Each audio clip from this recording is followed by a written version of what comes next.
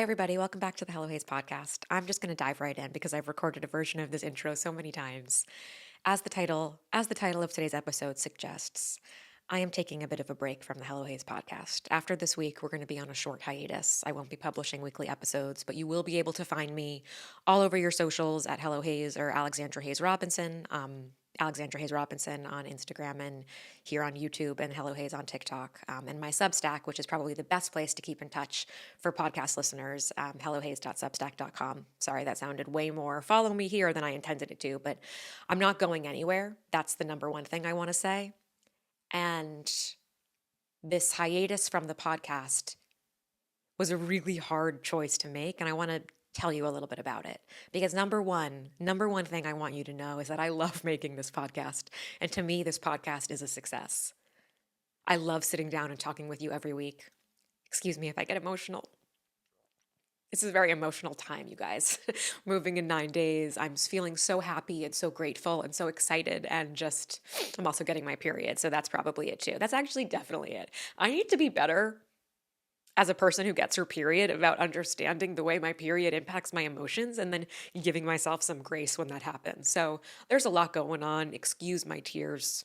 You guys, I mean, I shouldn't have to say excuse my tears as podcasts. As listeners of the show, you know I cry a lot. I love this podcast.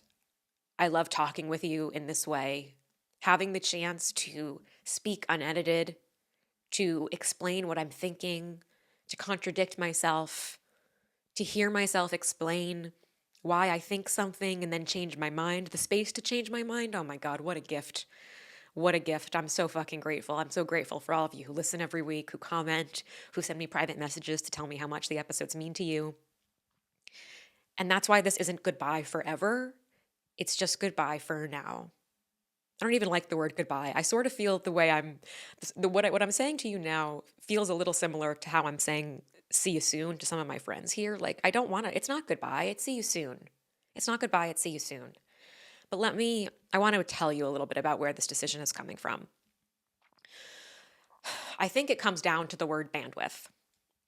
I have been making Hello Hayes as sort of a broad spectrum term, showing up on the internet, trying to pursue my ambition and aspiration to be a writer, and be a writer. Really, I mean, it's morphed into so much more than that. Not that you need more than to be a writer, but it's gotten bigger than that.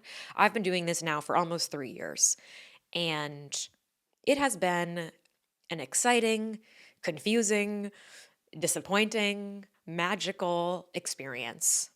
And you guys know I'm writing a book. I'm writing a book. I have not sold that book. I have an incredible literary agent. Her name is Hillary, and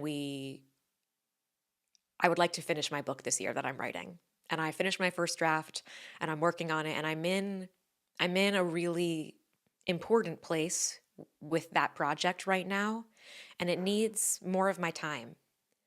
And there's so much I want to do. I want to make this podcast. I want to write the book. I want to keep showing up, creating my social content.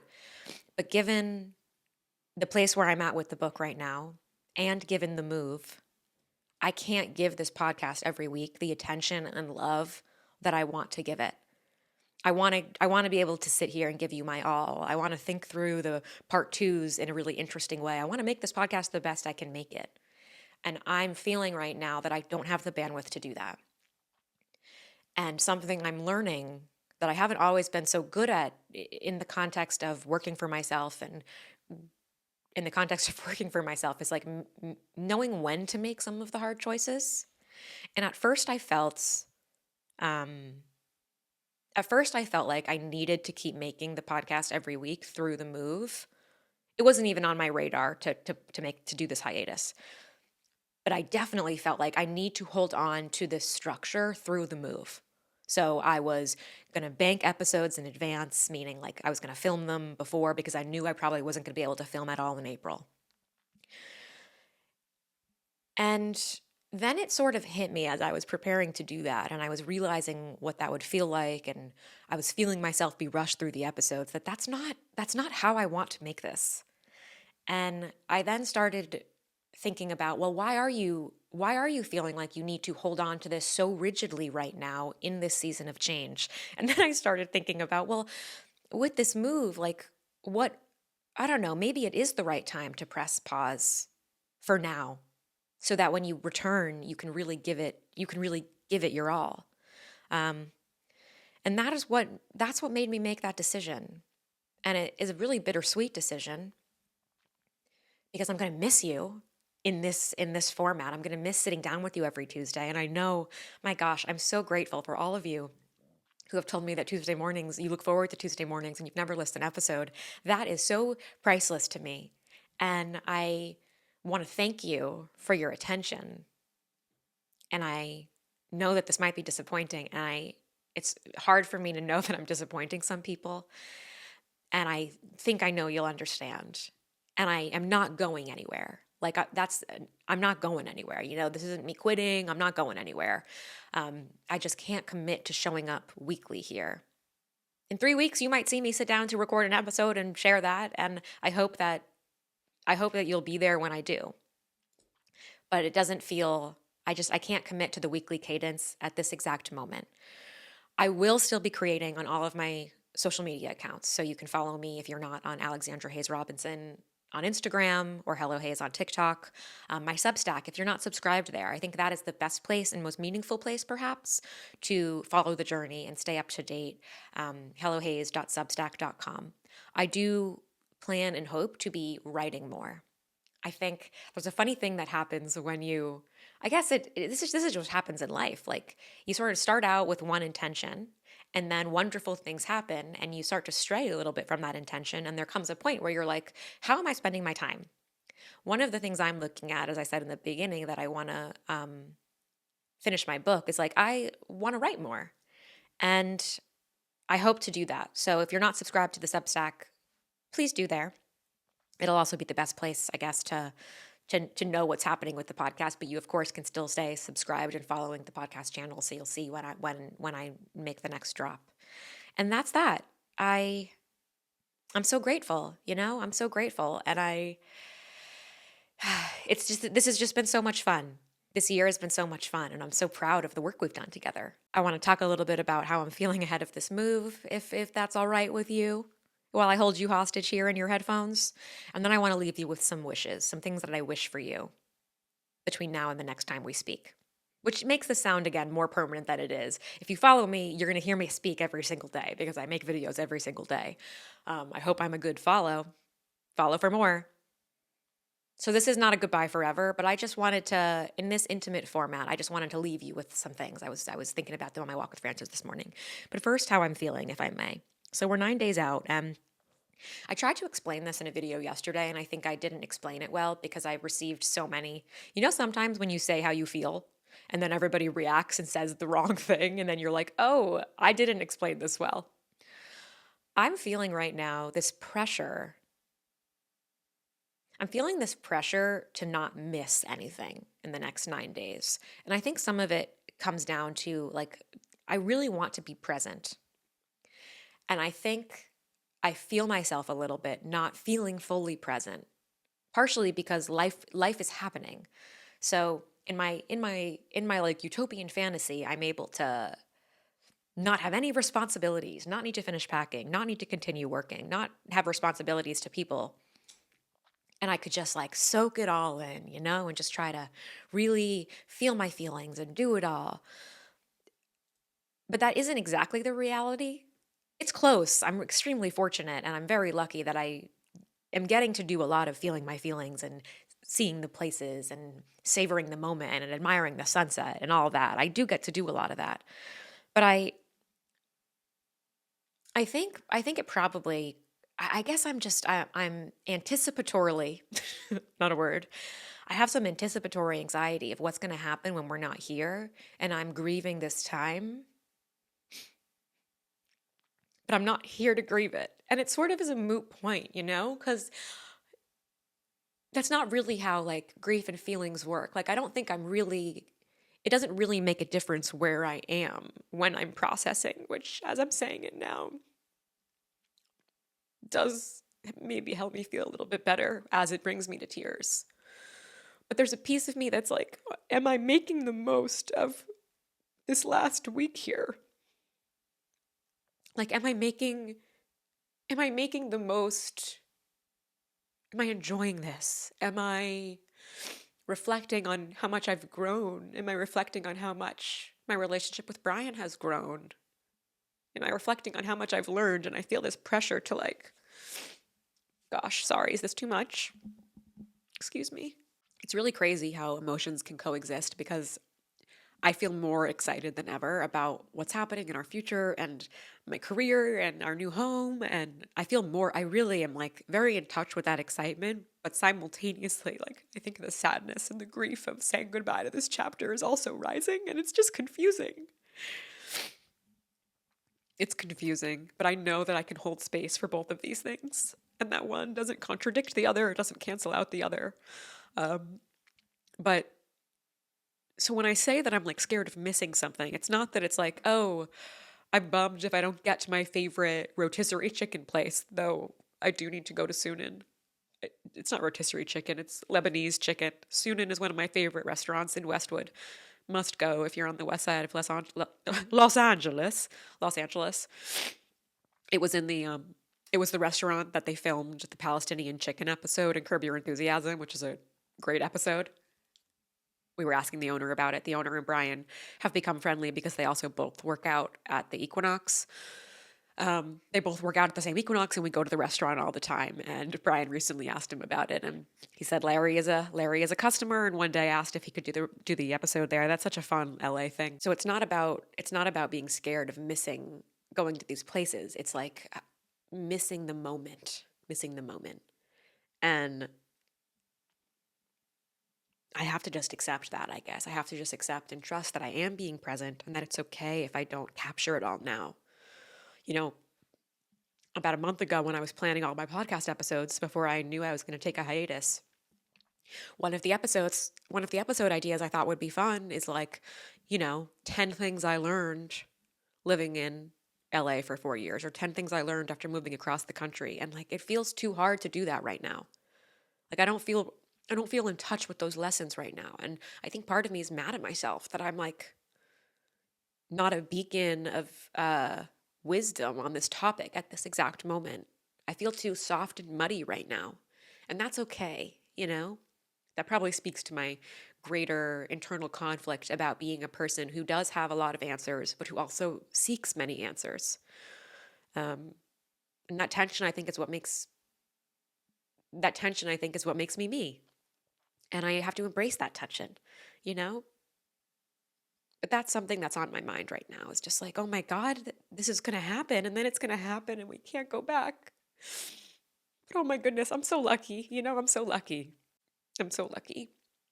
And this is so much fun. Like, it's so much fun what I get to do and that I get to go on these adventures. Like, how fun is this that we moved to LA and we did this and we got a dog and we're driving back. We're road tripping back. Oh my God, the road trip. Wait, you guys, the road trip, I think we figured out our route. Let me tell it to you. Any feedback? Would love to hear it. Or thoughts about where we should, like, what we should see and where we should eat if you have any thoughts in these places. So I think we're going to go LA to Zion, Utah, Zion to Moab, drive through Bryce Canyon on the way. Moab, and when I say to blank's place, we're going to sleep in that place. So like we're going to sleep in Zion for a night. Then we're going to sleep in Moab for a night. And then we're going to go Moab to Aspen, I think. I've been to Aspen once before and I just fucking loved it and want to go back. And so yeah, Moab to Aspen, Aspen to Boulder, Boulder to Omaha, Nebraska, Omaha to Chicago, stay overnight at our friend Matt and Trey's. They have a cat and a dog, so it's going to be interesting with Francis too. He and I need to chat about the logistics of all of that. Stay in Chicago overnight, and then Chicago to Ann Arbor. Go to Ann Arbor for our final night of the road trip. Take Francis there, show her where mom and dad met. I mean, I think that would be so cute. Ann Arbor for the night, and then Ann Arbor to New Jersey. Stay over in New Jersey at Brian's parents, and then New Jersey the next day to our home out in New York. And I think that's the route. I'm feeling really excited about the road trip. Oh my goodness. Like I can't, that's another thing where it's like I want to make sure what is with this like obsession with making sure I'm being present. I think honestly it just comes back to I know this about myself that sometimes I have trouble being present and I'm so focused on what's next that I rob myself of the present moment. And the irony though is that like trying to plan for being present is another way of not being present. I see what you're doing there, Alexandra. I see what you're doing there. So I have to just trust that I know how to be present instead of trying to make sure that I'm being present, you know? But that's going to be really fun. And I'm definitely going to be making lots of videos documenting that journey. And I, it's funny, I used to be in college, I really wanted to be a photojournalist. That was like, that was one of the, I've wanted to be many careers. All of them ultimately come back to documenting life in various, uh, through various mediums, whether it's photography, painting, writing, fiction. It makes so much sense to me. Teaching, like it makes so much sense to me that I do the work I do. But I wanted to be a photojournalist. And for many years, I did photojournalism projects. And I have been thinking about how one area of my creative work that I could explore more and even experiment with a bit on this road trip and in this next era of life as we settle into our new home is like bringing back kind of the photo documentarian in me and how I can apply that to my own day to day. Like that feels really exciting to me and feels like I'm honoring my part of my original creativity and my original creative voice in a way that excites me, I suppose. Um, as I'm thinking about just the type of stuff I want to make, because of course I will always talk about friendship and relationships. I will always give advice. I will always talk about feelings, but like that interest in me, that interest I have to like document life. I've had that forever, and remembering that was sort of comforting to me recently as I'm thinking about all this change, I suppose, which maybe is a good segue into some of the things that I hope for you. Okay, I have some things I hope for you, and they sort of range topics, and I'm probably going to think of more after this. Um, but because we're not going to be meeting every Tuesday morning here, I just want to leave you with these things. Okay, is that all right? So the first one is that I want you to know. If you see my eyes glance back and forth, it's because I have a list for this part. First one is that I want you to know, I hope you know that it's okay for your friendships to change, but that you are not powerless in the face of those changes. The change is inevitable. What you do is not. That's where you have a choice. And you can always choose to remain in the friendship, but change your expectations of it. You can choose to take a step back of the friendship, quietly or loudly. But you're not powerless. And I want you to remember that you always have a choice about how you show up in your relationships, what you tolerate, what you bring into your life. The next one is that I hope you open your arms to multi-generational friendships and even to expand that more, just like have a wide range of what friendship could look like in your life. I like I'm feeling so sad about leaving my my young neighbors, 6th grade and 8th grade, and they to me are my friends. They're not my friends in the way that, my best friend Natalie, who's 33, is my friend. The dynamics in our relationship are different. It has different boundaries. The way I show up there is different. I don't confide in May, my 11-year-old neighbor, in the same way, but I do confide in May. And May does support me, and I support her. And um, I just, I want you to open your arms to the various ways that people can support you and that you can support them. Because it does so much to like combat loneliness, I think. And I hope that for you. I hope that for you.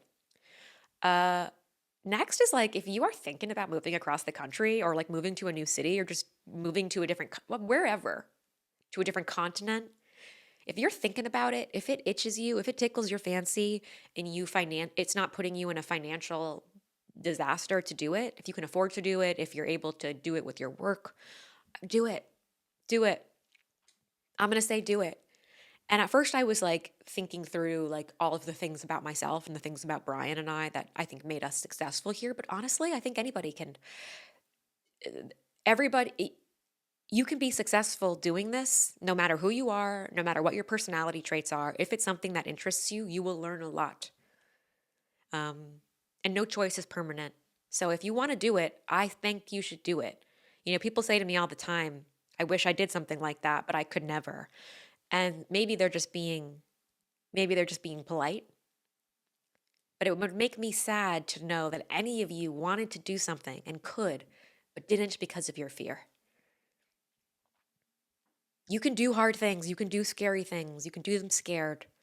I have felt scared so many times and I'm doing it anyway, and it's been so worth it. So that's another thing I wanted to tell you. Um, Next, and this one's really for me, but maybe for you too. If you if you struggle with thinking that there's a right choice and a wrong choice, and it's on you to figure out what the right one is, and you better not pick the wrong one, you big fucking idiot. I want you to know there's no right or wrong choice. I mean, sometimes there is, but in most things and the stuff we're talking about, there's no right or wrong choice. There's only a choice. And a choice leads to another choice, and any choice can be right or wrong. Any choice can work out or not work out. Just because it didn't work out doesn't mean it was the wrong choice. I just want you to free yourself from that binary thinking, that pressure. God, that pressure. I've been feeling it really intensely recently. This like I'm stuck in a game and I have to make the right choice. And sometimes the choices are like the small choices, like little tiny things that don't matter, but it can be exhausting. And I just want you to know that you can free yourself from that, baby. There's no right or wrong here. You just got to make a choice. Next one is that no one's embarrassed by you. Nobody is embarrassed by you for trying something new, for taking the risk, for putting yourself out there. No one's embarrassed. I know sometimes things feel embarrassing. I know sometimes you wish things were easier. But nobody's embarrassed. No one's thinking, oh, how embarrassing is that? How cringe. And if they are, like, they're the embarrassing ones. I have never seen somebody trying to do something and thought, wow, they're embarrassing. Trying to make a friend or whatever. Like, people who think that you're embarrassing have a lot of work to do on themselves and are probably just sad themselves, okay? Next, and this one is really, really important. If there is something creative that you want to do, you know what I'm talking about, that thing in the back of your mind that you think you can do professionally or just as a hobby, you need to do it. You need to take one step towards doing it. I feel this so strongly. I think one of the biggest drivers of unhappiness is that feeling of untapped potential, or like you're not giving yourself a shot to do something that'll make you happy. You have to try, you have to take one step. And it's like, I think we underestimate how powerful a small step could be. You don't need to do the entire project, make the entire dream come true to feel proud of yourself. It takes only one small step towards doing the thing to feel proud of yourself. So stop making excuses and do it. Like, stop. Stop. You got to get out of your own way. You got to get out of your own way. Like, if you want to write something, you love writing poetry, but you have no time to write poetry, write a poem in 15 minutes. How much time you have to sit on the toilet and scroll on your phone? We all have the time. I know it's hard. Wake up early. You will feel so proud of yourself. You'll feel so proud of yourself for 15 minutes towards something that you're passionate about. I think it's priceless what it feels like to work towards something that's in the back of your mind. So please, I think we are happier when we are working towards what we want, taking little steps. And then last, I want you to really take stock of when you feel most regulated and who you feel most regulated with. And I guess by regulated, I mean, how sometimes you can just tell that you're better at dealing with issues when they arise. And then you're like, oh, it's because I work out in the morning, or it's because I write. For me, my life is better when I write every day, or pretty much every day. My life is better when I'm in my writing practice. Sounds fucking corny. It's annoying because it's hard, but it's true. And that's because writing to me is it is what I am most intrinsically motivated to do. It's what makes me feel best about myself. It's just I feel better. I am better able to weather the storms of all of the other parts of my life that are more unpredictable, even though some of them are more important, arguably. I am better able to weather those storms when I'm in my writing practice. And because I care about myself and because I love myself and because I want myself to be happy and successful, I owe it to myself to do that. It's not about being the best writer or being the most talented or growing my writing career. It's like literally just about doing something that helps me feel more at ease. And I think we all have something that does that. It could be woodworking for you. It could be painting. It could be baking. It could be going for a walk. It could be spending time with your pet. Like whatever it is, doing the crossword, do that. Like prioritize it. Prioritize it. Wow. This is just like this space with you is a gift. And I don't know what it's going to look like next time we talk. I don't know when the next time I sit down to do this will be, but it's not goodbye, guys. It's not goodbye. Please, I'm saying to follow and subscribe in these other places, Substack, Instagram, not because I like, I'm desperate for your follow, but because I think I'm scared of losing the ability to talk to you. Like you, person listening, are important to me, not because of a metric or like because of something I can get from you, but like this relationship is important to me. And that's part of why it's been hard to make this decision, is because I don't want to, I don't want to disappoint you. I don't want you to feel abandoned, which is probably too much, too parasocial of me. It's probably too parasocial of me. But listen, our relationship is built on really personal stuff. So it would be weird, I think, if I didn't feel some of this too. And I really do. So when I say, please subscribe, it's because I'm scared of losing, I'm scared of losing what we have. But I should also know that, and I do believe that those of you who listen to this podcast every week, I hope and I think you'll be here when I sit down next. Okay. Thank you guys. I love you and I appreciate you. Let me know what you're thinking, how you feel in the comments. If you have any questions, I'll do my best to answer them. And we'll be right back after the break. And I'll see you soon. And stay tuned for updates on the move. And now I'm just babbling because I'm nervous and sad. So I'm going to say goodbye now. I love you. I hope you have a great rest of your week, and I will talk to you soon. Bye.